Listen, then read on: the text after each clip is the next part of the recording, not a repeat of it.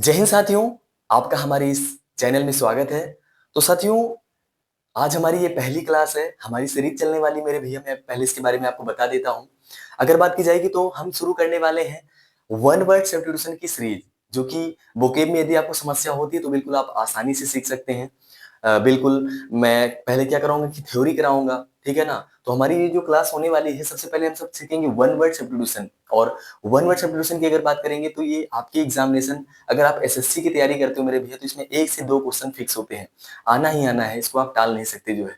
तो सीखना बहुत ही जरूरी हो जाता है भैया। इसके अलावा आप अगर वर्ड मीनिंग सीखते हो, ये वोकेब का पार्ट है आपका। और जब आप इसे सीखोगे तो इसमें आपको कई सारी चीजें आपको सीखने को मिल जाएंगी और आपकी मीनिंग भी मजबूत होगी। तो हम सब एक एक वर्ड एक्सप्लेनेशन करके आपको बहुत ही बेहतरीन ढंग से, मतलब आपको यहाँ पे क्लास में बताया जाएगा भैया। आप इसकी नोट्स वगैरह बना सकते हैं, पर डे 10-10 लिख सकते हैं जो है, ठीक है ना। तो चलिए शुरू करते हैं। तो मैंने जैसे कि आपको बताया कि भैया 1500 प्लस इंपॉर्टेंट वन वर्ड करने वाले हैं। कोई जरूरी नहीं कि 1500 प्लस ही करें, 1500 से अधिक भी कर सकते हैं मेरे भैया। 2000 3000 के आसपास भी हो सकता है, मतलब कि 1500 प्लस जितना होगा मैं उतना आपको करवा दूंगा। और एक भी बाहर से क्वेश्चन आपका आएगा ही नहीं। तो सबसे पहले अगर बात करेंगे तो हम इसमें थ्योरी करने वाले हैं। थ्योरी का मतलब क्या हो मेरे भैया कि यहाँ पे एक एक वर्ड आपको अच्छे से एक्सप्लेनेशन किया जाएगा।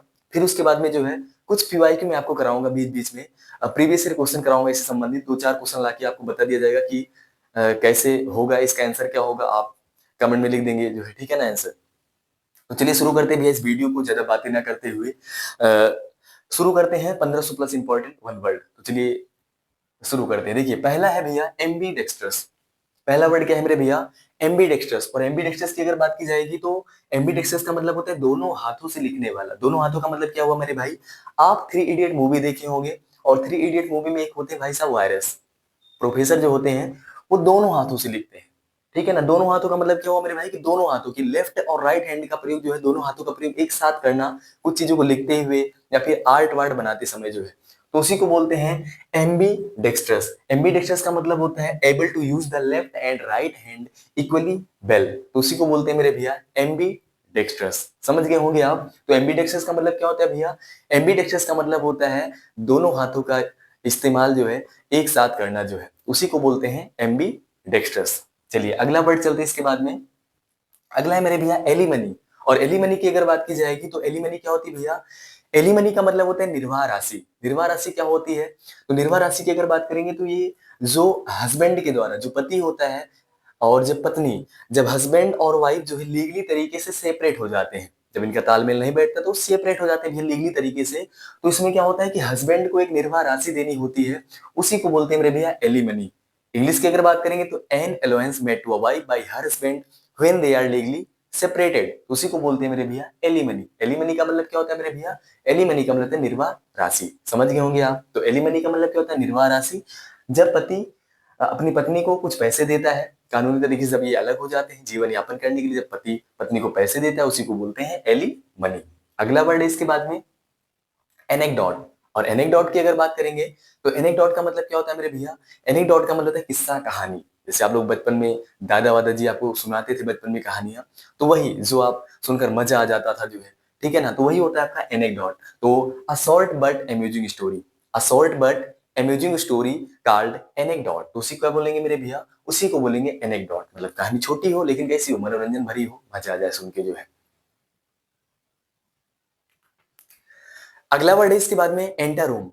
और एंटर रूम की अगर बात करेंगे तो एंटर रूम का मतलब क्या होता है मेरे भैया? बड़ा कमरा। बड़ा कमरा का मतलब क्या होता है? जैसे कि आप लोग होटल वगैरह में देखते होंगे, एक बहुत बड़ा कमरा होता है जहां पे मतलब आपका जो स्वागत कक्ष होता है, उसी को बोलते हैं एंटर रूम। इंग्लिश की अगर बात करेंगे, अ लार्ज एंट्रेंस और रिसेप्शन रूम और एरिया, उसी को बोलते हैं मेरे भैया एंटर रूम। एंटर रूम का मतलब होता है बड़ा कमरा, ठीक है ना। तो एंटर रूम की अगर बात करेंगे तो एंटर रूम का मतलब क्या होता है मेरे भैया? बड़ा कमरा जहाँ पे आपका स्वागत होता है, तो उसे क्या बोलते हैं मेरे भैया? Enter room. अगला देखिए इसके बाद में अनुडाइन। और अनुडाइन की अगर बात करेंगे मेरे भैया, एनोडाइन का मतलब होता है पीड़ानाशक। अनुडाइन का मतलब क्या होता है मेरे भैया? पीड़ानाशक। देखिए मेडिसिन हुई लेसन पेन, एक ऐसी दवा जो दर्द को कम करने का काम करती है, उसी को बोलते हैं अनुडाइन।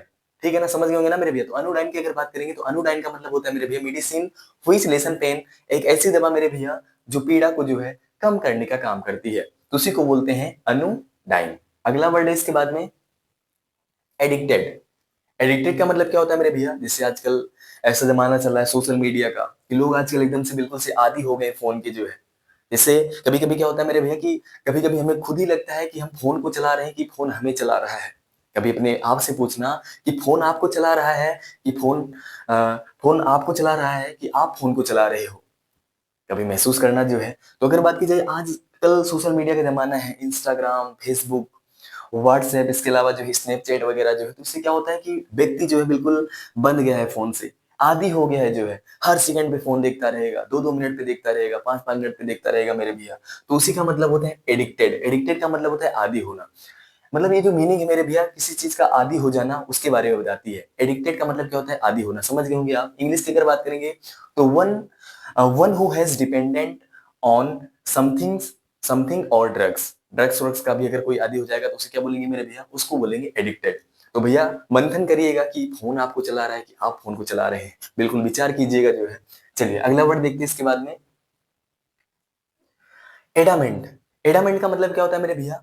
एडामेंट का मतलब होता है मेरे भैया very hard native crystal of carbon, उसी को बोलते हैं एडामेंट। एडामेंट का मतलब होता है बिल्कुल से हट्टी जिद्दी हो जाना किसी चीज को लेकर के कि भैया हमें तो नौकरी करनी ही करनी है, हमें वन वर्ड तो सीखना ही सीखना है। तो उसे क्या बोलेंगे? एडामेंट। एडामेंट का मतलब होता है चीजों को लेकर के बिल्कुल दृढ़ रहना, या फिर आप बोल सकते हो जैसे कि हीरा होता है ना, बिल्कुल अटल रहना। अटल चीजों को लेकर के बिल्कुल अटल रहना कि भैया हम सोशल मीडिया का यूज बिल्कुल भी नहीं करेंगे, ना कि बराबर करेंगे एकदम। सोशल मीडिया आपको खत्म कर दे रहा है मेरे भाई। अगर मैं बात करूं तो आपको सीखने का कुछ मतलब जो सोशल मीडिया से अगर बात की जाए, अगर मान लो आप 5 रील देख लिए आप, और अगर कोई आपसे पूछता है कि मेरे भैया क्या 5 रील में से आप कुछ बता सकते हो, तो शायद आप कुछ भी ना बता पाओ, क्योंकि आप उससे कुछ सीखे ही नहीं। बस वो तो सिर्फ मनोरंजन का एक जरिया है। तो ज्यादा से ज्यादा टाइम ना बेकार करते हुए आप कुछ चीज सीखने में, कोई स्किल सीखने में आप इसका प्रयोग कर सकते हैं जो है, ठीक है ना। तो एडामेंट की अगर बात करेंगे तो एडामेंट का मतलब होता है बिल्कुल हीरा अटल, very hard native crystal of carbon, उसी को बोलते हैं मेरे भैया एडामेंट। एडामेंट का मतलब होता है बिल्कुल हट्टी और जिद्दी। अगला वर्ड देखो इसके बाद में।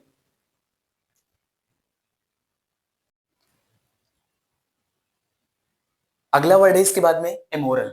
एमोरल की अगर बात करेंगे भैया तो एमोरल का मतलब क्या होता है भाई? अनैतिक। अनैतिक का मतलब क्या होता है? देखो, lacking any sense of moral standards और प्रिंसिपल। इसका मतलब होता है भाई जब किसी भी व्यक्ति के अंदर जो है नैतिक चीजों की जो है कमी हो जाती है, ठीक है ना। जब व्यक्ति जो है मोरल चीजें कम हो जाती है तो उसी को बोलते हैं एमोरल। एमोरल का मतलब होता है मेरे भैया अनैतिक। अगला वर्ड है इसके बाद में ऑर्कीब। और ऑर्कीब की अगर बात करेंगे, इसको ऑर्कीब या फिर ऑर्काइव बोल सकते हो आप। इसका मतलब होता है लेखागार। मतलब एक ऐसी बिल्डिंग, जैसे आप लोग कभी कभी बिल्डिंग देखते होगी, बहुत सारा दस्तावेज वहां पे रखा होता है। अगर आप देखोगे बहुत सारा दस्तावेज वहां पे रखा होता है, ठीक, तो उसको बोलते हैं अ बिल्डिंग वेयर गवर्नमेंट्स और public public records are kept. मतलब कि एक ऐसा स्थान मेरे भैया जहाँ पे गवर्नमेंट के और पब्लिक के जो है रिकॉर्ड केप्ट केप्ट होते हैं। मतलब कि गवर्नमेंट के और पब्लिक रिकॉर्ड जो है रखे होते हैं। अभी आप चले जाओगे आरटीओ ऑफिस वगैरह, तो वहां पे देखते नहीं, पेपर पेपर पूरा जो है रखा होता है। कोर्ट चले जाते हो आप भैया, कोर्ट, तो कोर्ट में भी आपको बहुत सारे ऐसे डॉक्यूमेंट वगैरह मिल जाते हैं जो है, ठीक है ना। पूरी फाइल आपको मिल जाएगी जो है, तो उसी को बोलते हैं मेरे भैया ऑर्कीव। और ऑर्कीव का मतलब क्या होता है? लेखाकार या फिर ऐतिहासिक। तो वही होता है a building where governments and public records are kept, तो उसी को बोलते हैं ऑर्काइव। समझ गए होंगे ना। तो ऑर्काइव का मतलब क्या होता है मेरे भैया? एक ऐसा स्थान जहाँ पे गवर्नमेंट के और पब्लिक के रिकॉर्ड्स केप्ट होते हैं। अगला देखो इसके बाद में, नेक्स्ट हमारा लास्ट वर्ड है आज का 10 नंबर, एम्फीबियन। एम्फीबियन की अगर बात करेंगे मेरे भैया, एम्फीबियन आप लोग जानते होंगे, बचपन में पढ़े होंगे। एम्फीबियन का मतलब होता है उभयचर। उभयचर का मतलब क्या होता है मेरे भैया?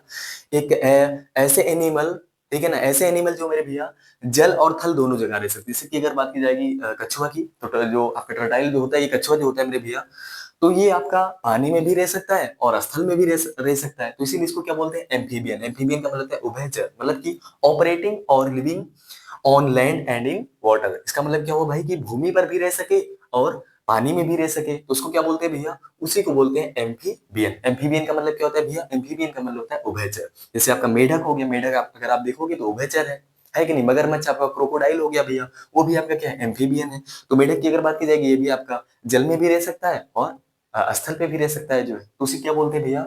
उसी को बोलते हैं एम्फीबियन। तो ये हमारा 10 था। अगर आप इसको रिपीट करना चाहते हो तो एक बार फिर से वीडियो फिर से पीछे कर देंगे, फिर से आपका रिपीट हो जाएगा जो है, ठीक है ना भैया। तो अगर बात की जाएगी तो आपकी 10, मैंने यहाँ पे आपको 10 इंपॉर्टेंट वन वर्ड सब्स्टिट्यूशन कराया भैया। इसी प्रकार से हमारी सीरीज चलेगी, 10 करते करते करते हम सब आगे बढ़ेंगे। और आज ही मैं आपसे 2 क्वेश्चन पूछ रहा हूँ, और 2 क्वेश्चन का आंसर आप कमेंट में देंगे। देखो सबसे पहला क्वेश्चन है, a short interesting story about a real person और इवेंट, तो उसको क्या बोलते हैं मेरे भैया? तो आप बताएंगे, जो भी इसका राइट आंसर होगा ABCD करके भी बता सकते हैं, या फिर नैरेटिव, एनेक्डोट, स्केच या फिर पोएम। तो a short interesting story about a real person और इवेंट। तो इसको कल मैं क्लास में पहले आपको बताऊंगा इसका आंसर जो है। ठीक, तो पहला क्वेश्चन ये है। अगला क्वेश्चन है इसके बाद में, place where birds are kept. Place where birds are kept, एक ऐसा स्थान जहाँ पे पक्षियों को रखा जाता है, पाला जाता है, जिसको हिंदी में बोलते हैं पक्षीशाला। तो इसको इंग्लिश में क्या बोलेंगे? अपियरी, अवियरी, हैंगर या फिर आर्सेनल। तो इसका आंसर आप कमेंट बॉक्स में देंगे। ठीक है ना भैया, मिलते हैं। तो आज की क्लास यहीं पे ओवर करते हैं, मिलते हैं कल की वीडियो में। ये वीडियो देखने के लिए बहुत बहुत धन्यवाद मेरे भैया। अगर आपको ये वीडियो अच्छी लगी हो तो इसको आप लाइक करो, ज्यादा से ज्यादा शेयर करो मेरे भैया, ताकि ज्यादा से ज्यादा लोग जो है इस मीनिंग को, इस वन वर्ड सब्सटीट्यूशन को सीख पाए, जान पाए जो है। ठीक है ना, तो आज की क्लास यहीं पे ओवर करते हैं। बहुत बहुत धन्यवाद।